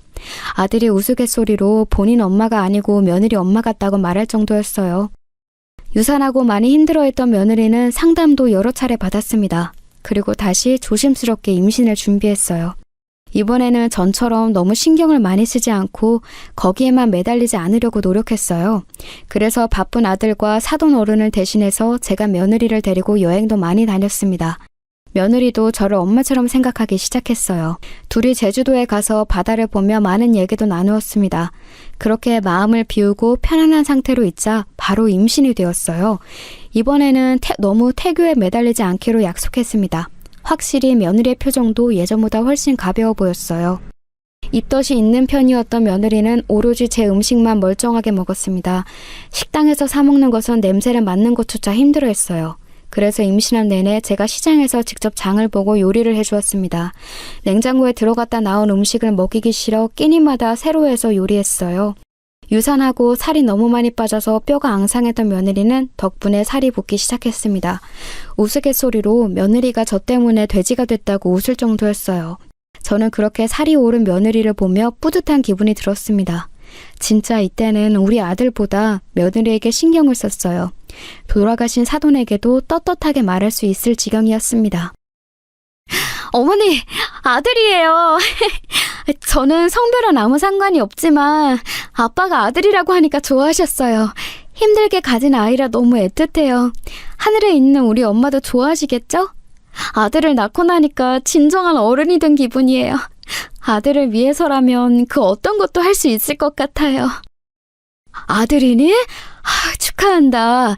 나도 성별은 아무 상관이 없어. 그저 우리 새아가가 건강하길 더 바라고 있지. 아가, 혹시 먹고 싶은 것 없니? 내가 무엇이든 만들어 줄 테니까 말해봐. 미역국이랑 죽, 갈비찜 같은 것들은 당연히 해줄 거고. 또 없어? 며느리는 손자를 우량하러 나왔어요. 워낙 우여곡절이 많았던 아기라 저도 애틋했습니다. 손자의 얼굴은 며느리를 똑 닮았더라고요. 보기만 해도 웃음이 활짝 나오는 예쁜 아기였습니다. 사돈 어른은 아들이라고 하니 매우 좋아하셨어요. 확실히 아기가 있으니까 집안의 웃음이 끊이질 않았습니다. 저는 사실 손자를 보고 기분이 너무 이상하기도 했어요. 제가 아들을 가졌을 때, 그리고 낳고 나서 너무 힘든 인생을 겪었잖아요. 환영받지 못했던 출산이라 고향에서 쫓겨나기까지 했으니까요. 그래서 그 시절이 너무 괴로워서 아들의 신생아 시절이 기억이 잘 나지 않습니다. 또 너무나도 어렸던 아들을 데리고 남의 집에서 가정부 생활을 해서 눈치 보느라 아들을 어떻게 키웠는지 기억이 안 나요. 그 집 아들들을 키우느라 우리 아들에게 소홀했었거든요. 그래서 아들의 어린 시절을 생각하면 가슴이 아파 일부러 생각하지 않고 있기도 했습니다. 물론 아들은 모든 사실은 알지 못해요. 다만 어렸을 때 같이 살던 주인집 형들에게 많이 맞아서 힘들었다는 것은 술을 마시면 제게 종종 말하곤 했죠. 그렇게 힘든 시절을 겪어서 아들과 저는 어린 시절 얘기를 잘 안 꺼내거든요. 그런데 태어난 손자를 보니까 이제 그런 걱정은 하지 않아도 되잖아요. 며느리가 경제적으로 형편이 좋았고 사돈 어른도 딸과 손자라면 돈을 아낌없이 주는 사람이었거든요. 사는 게 문제가 되지 않으니 확실히 아이의 예쁜 모습만 눈에 보였습니다. 손자에게 그래서 아들에게 주지 못한 사랑을 듬뿍 주어야겠다고 생각했어요. 며느리는 손자를 낳고 손자에게 진짜 지극정성이었어요. 저는 아들을 대충 키웠는데 며느리는 책을 보면서 공부까지 하더라고요. 발달 과정에 맞는 음식을 먹이고 우리 때는 없었던 센터도 다니면서 키웠습니다. 저도 같이 사니까 손자를 많이 봐주었어요. 며느리의 육아 방식을 다 존중하면서 거슬리지 않게 최선을 다했습니다. 확실히 사랑을 많이 받고 자란 손자는 매우 명랑했어요. 어찌나 예쁜지 보고 있으면 시간 가는 줄 몰랐습니다. 확실히 아들이라 활동량이 많기는 했어요. 며느리와 제가 아들이 일하러 간 사이에 둘이나 손자를 돌보는데 둘 다 힘들어서 지치기도 했거든요. 며느리가 손자를 보느라 본인 몸을 챙기지 못하는 것 같아 제가 며느리를 챙겼습니다. 그렇게 우리는 서로를 의지하며 행복하게 살았어요. 손자가 자라면서 사돈의 어른까지 데리고 다 같이 여행도 많이 다녔습니다. 가서 찍은 사진들을 먼저 하늘로 간 사돈의 납골당에 가서 사진을 놓고 오기도 했어요. 며느리가 집에서 손자를 보면서 힘들까봐 종종 일부러 아들에게 휴가를 내라고 하고 둘이 오붓하게 여행을 다녀오라고 하기도 했습니다. 저는 혼자 손자를 보는 것이 힘들지 않았거든요. 이렇게 저는 행복하게 평생 살 줄 알았습니다. 그런데 원래 불행은 한꺼번에 찾아온다고 하죠. 너무 끔찍한 일이 우리에게 발생하게 되었습니다. 이 사건이 바로 오늘 제가 제보한 사연의 핵심이에요. 저는 며느리가 종일 집에서 손자를 보는 것이 안쓰러웠어요. 그래서 아들에게 며느리를 데리고 좋은 곳으로 여행을 많이 다니라고 했거든요. 그날도 그래서 손자를 제가 볼 테니 둘이 해외여행을 다녀오라고 했습니다. 며느리가 같이 가자고 했는데 저는 이제 나이가 드니까 여행도 힘들더라고요. 어차피 명절이 되면 사돈 어른까지 같이 놀러 다니니 이번에는 아들 부부 둘만 다녀오라고 했습니다. 그래서 오랜만에 며느리는 좋아하는 유럽으로 여행을 계획했어요. 긴 여행이라 6살 손자는 제가 보기로 했습니다. 그렇게 둘은 2주를 여행 가게 되었고 손자는 제가 혼자 집에서 돌봤어요. 남자아이라서 그런지 1초도 가만히 있지 못하는 손자는 역시 엄마가 없으니 더 날뛰었습니다. 그냥 유치원에 데려다주고 데리고 오는 것만 해도 힘들었어요. 확실히 나이가 드니까 체력적으로 힘이 들었지만 그래도 손자의 얼굴을 보면 힘든 것도 사라지게 되더라고요. 그렇게 손자를 보고 있었는데 유치원에서 손자를 데리고 놀이터에 갔어요. 할머니, 나 아이스크림 먹고 싶어. 응? 나 딸기맛 아이스크림 사줘. 아이스크림 먹으면 그네만 타고 바로 집으로 가서 양치하고 씻을게. 응? 엄마 없을 때 사줘. 아이스크림? 아유, 알겠어. 그러면 할머니가 여기 바로 앞에 있는 슈퍼에 가서 아이스크림 사올 테니까 여기 가만히 그네 타고 있어. 알겠지? 어디 가지 말고 그대로 있어야 해. 누가 뭐 사준다고 해도 따라가면 안 돼. 알지? 금방 다녀올게. 손자는 유난히 아이스크림을 좋아했어요. 며느리는 손자의 건강을 생각해서 아이스크림을 잘 사주지 않았습니다. 다만 본인이 여행 갈 때는 저한테 특별히 사줘도 된다고 허락했죠. 손자도 그걸 알고 엄마가 없으면 저한테 사달라고 유난히 떼를 쓰고는 했습니다. 원래 손자는 제가 아이스크림을 사온다고 하면 가만히 잘 있었거든요. 그래서 그날도 아무렇지 않게 그네를 태우고 혼자 놀이터 앞에 있는 슈퍼로 향했습니다. 진짜 길만 건너면 있는 곳이라 슈퍼에서도 놀이터가 보이는 가까운 거리였어요. 제가 아이스크림을 하나 사서 슈퍼를 나가는 그 순간이었습니다. 손자가 저를 향해 뛰어오기 시작했어요. 딸기 맛이 아니고 포도 맛을 먹겠다고 소리치며 달려오더라고요. 잠시만. 뛰지 마. 알겠어. 성민아. 어떡해. 성민아. 저기요, 119 좀 불러주세요. 어머, 어떡해.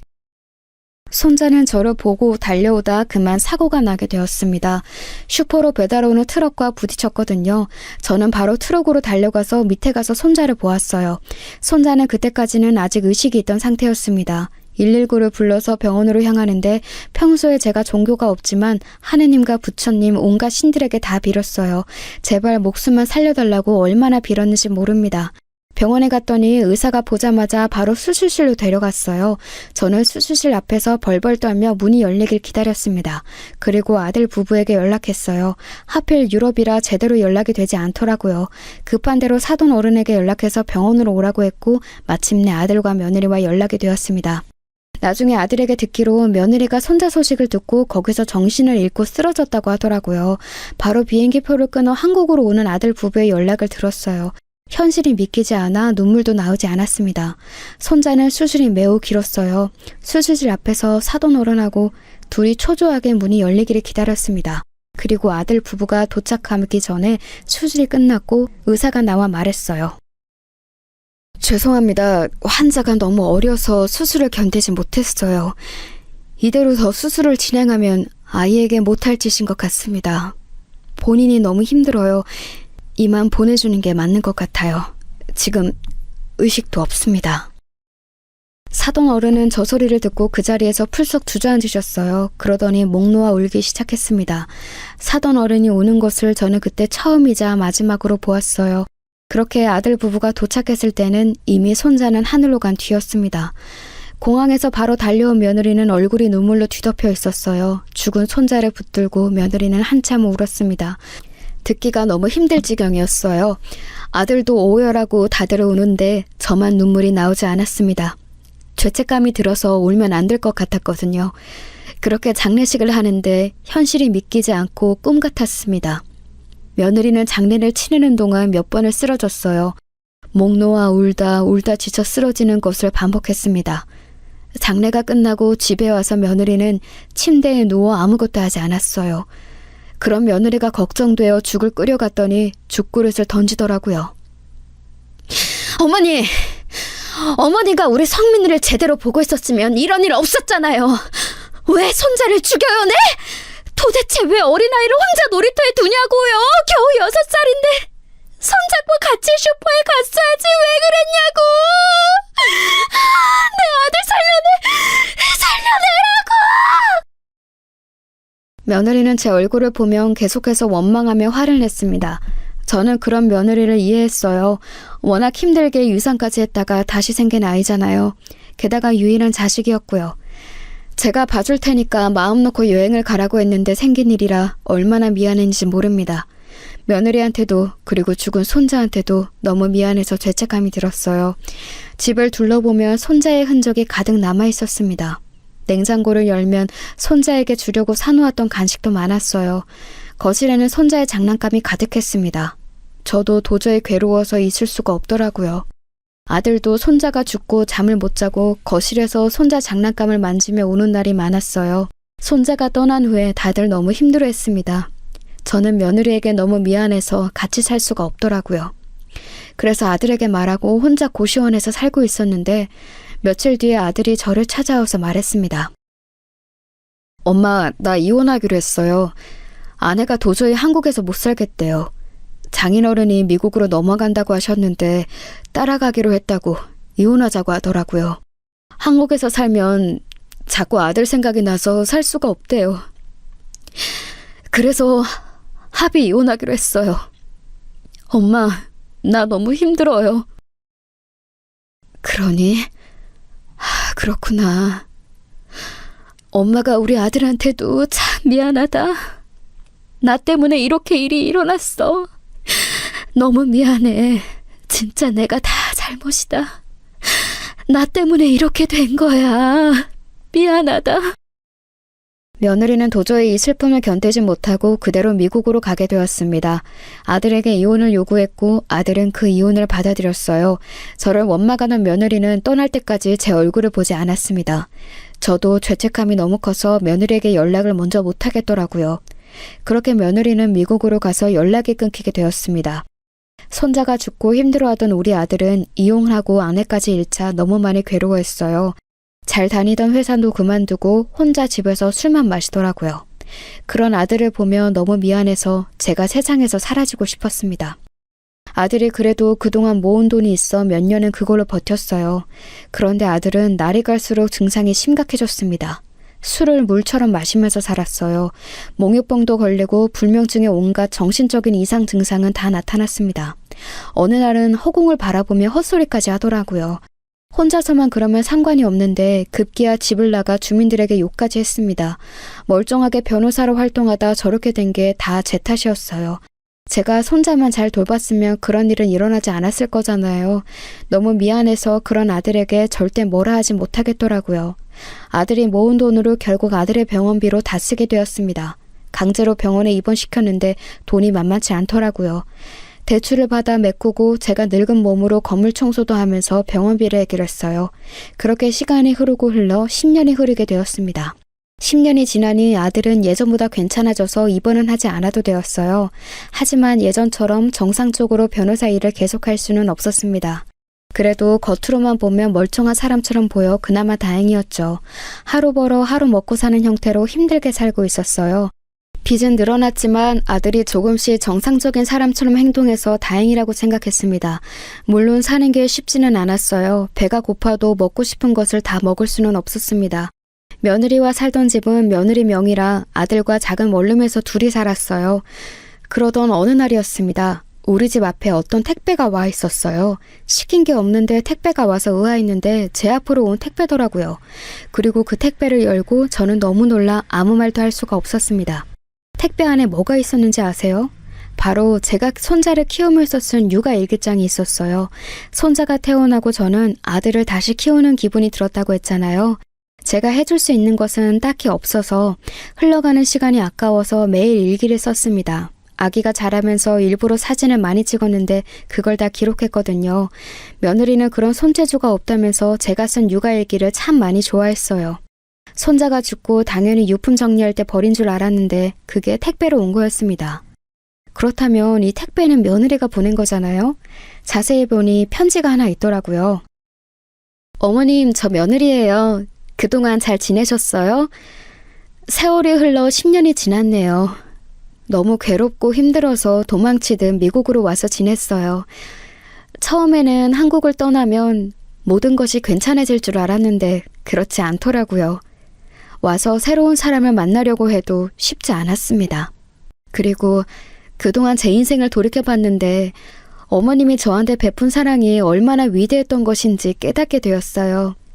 사실 얼마 전에 우리 아버지가 하늘로 가셨어요. 아버지까지 떠나보내니까 어머님 생각이 그렇게 나더라고요. 그래서 다 정리하고 한국으로 가려고 해요. 힘들 때마다 육아 일기장을 보면서 버텼어요. 어머님, 저 다시 받아주세요. 그럼 한국에서 봬요. 며느리의 편지를 보고 저는 엉엉 울었습니다. 손자가 죽었을 때는 현실이 믿기지 않아 눈물이 나오지 않았거든요. 그런데 며느리의 편지를 보고 너무 반가워서 눈물이 나왔어요. 그리고 며느리는 진짜 얼마 후에 한국으로 왔습니다. 공항에서 귀국한 며느리를 보는데 10년이 흘러도 그대로더라고요. 둘이 부둥켜 안고 얼마나 울었는지 모릅니다. 며느리가 한국에 오고 저에게 많은 변화가 생겼어요.